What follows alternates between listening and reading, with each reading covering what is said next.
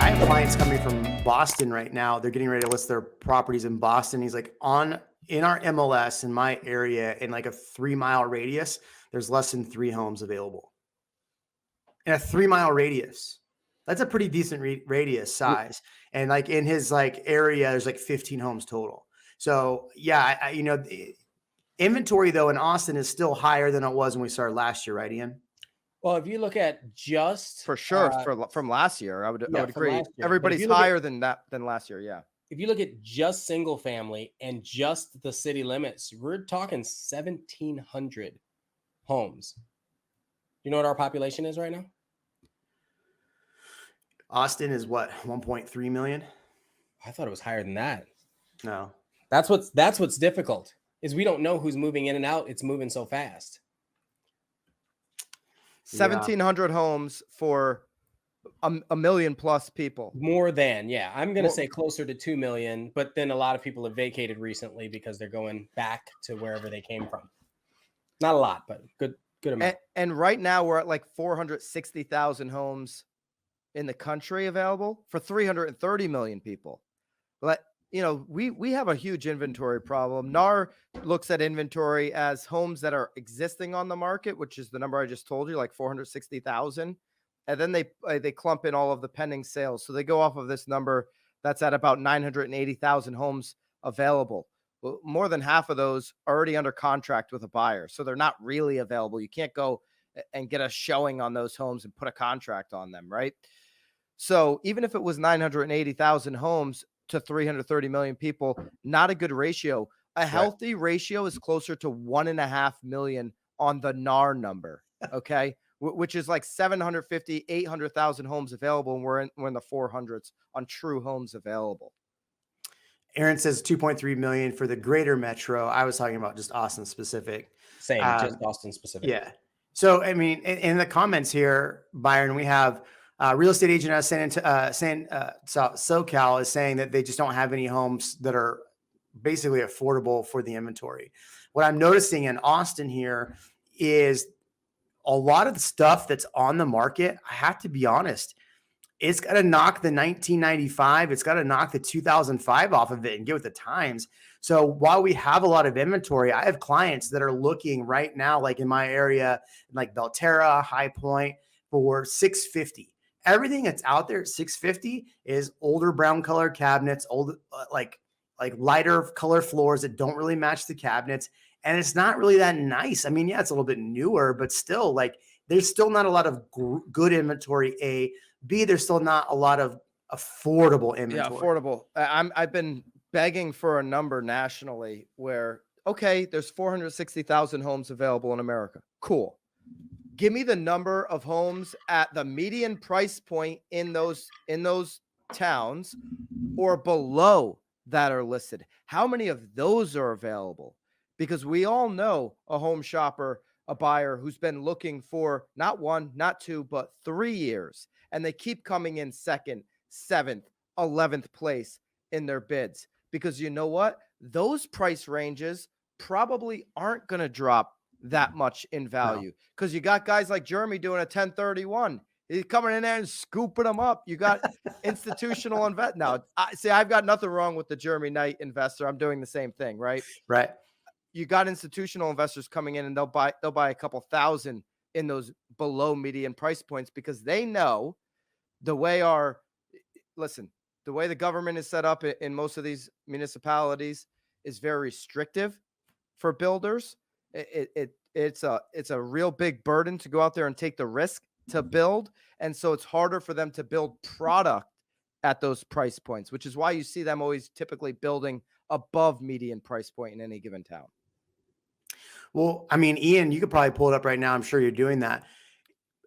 There was a young lady that kept commenting on the channel. She was like, I just put my third offer in under 500. And the point I was making is like under 500 still so competitive in the Austin market because let's be honest, most people that consider affordable homes are under 300,000, right? And we don't have many of those homes on the market right now.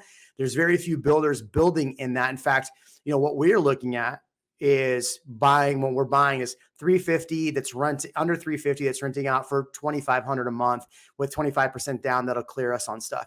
We're having to look at New Braunfels, and everybody's going to get mad at me for saying New Braunfels wrong, but New Braunfels, which is 45 minutes south of Austin, is where we're primarily looking right now because there's actual inventory in that price range that is renting for that. So but you can't really find the rental values in most of Austin with those prices.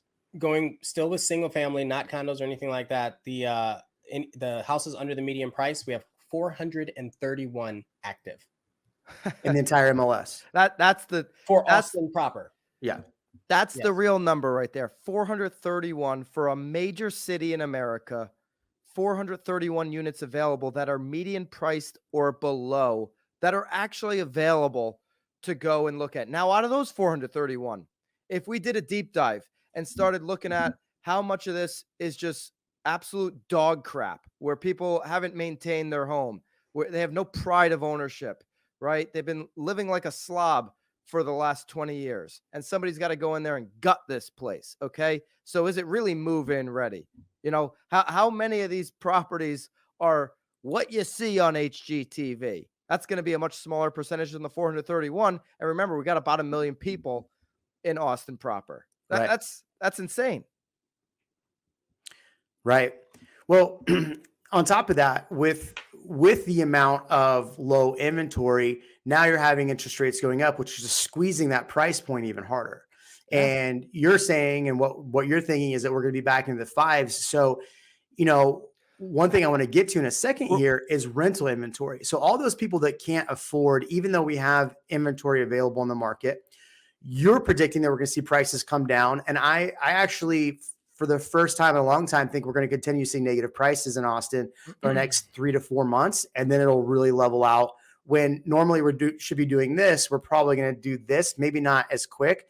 The February numbers are definitely going to be skewed because we had a really hot start to the year. Yep. And now what are we seeing? It's starting to slow down. Ian, is it starting to slow down? A little bit. A little bit. A little bit. Well, here's the thing. I wanted to share this. You got to see this. It's just funny. It's just funny.